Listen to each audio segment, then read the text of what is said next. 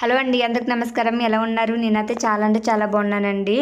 మనం చేతితో కలిపే పని లేకుండా చపాతీ ముద్ద అనేది ఒక నిమిషంలో ఎలా కలుపుకోవాలి ఈ వీడియోలో చూపిస్తున్నాను. మన చేతితో కలిపిన అంత టేస్ట్ అదండి. చపాతీలు అనేది అంత స్మూత్గా అంత టేస్ట్గా వస్తాయి. చాలా అంటే చాలా బాగుంటుంది. ఇలా ఒకసారి మీరు ట్రై చేయండి. నేను ముందుగా మిక్సీ జార్ తీసుకుని 2 కప్పులు గోధుమపిండి వేసుకుంటున్నాను. గోధుమపిండి వేసుకుని 1 కప్పు అనేది వాటర్ తీసుకున్నానండి. చూసుకుని యాడ్ చేసుకుంటూ వేసుకోవాలి. టేస్ట్ సరిపడగా ఉప్పు వేసుకోవాలి. వేసుకుని మిక్సీ పెట్టుకోవాలండి. ఇలాగా మూత పెట్టుకుని పలసిచ్చుకుంటా మిక్సీ పెట్టుకోవాలి. ఇలా మిక్సీ పెట్టుకుని మళ్ళీ మధ్యలో ఒకసారి ఓపెన్ చేసి చూసి వాటర్ సరిపోయిందో లేదో చూసుకుని వాటర్ యాడ్ చేసుకోవాలండి. వేసుకుని ఇలా పలసిచ్చుకుని తర్వాత ఆయిల్ వేసుకోవాలి. ఆయిల్ వేసుకుని ఒకసారి మళ్ళీ మిక్సీ పెట్టుకుందామండి.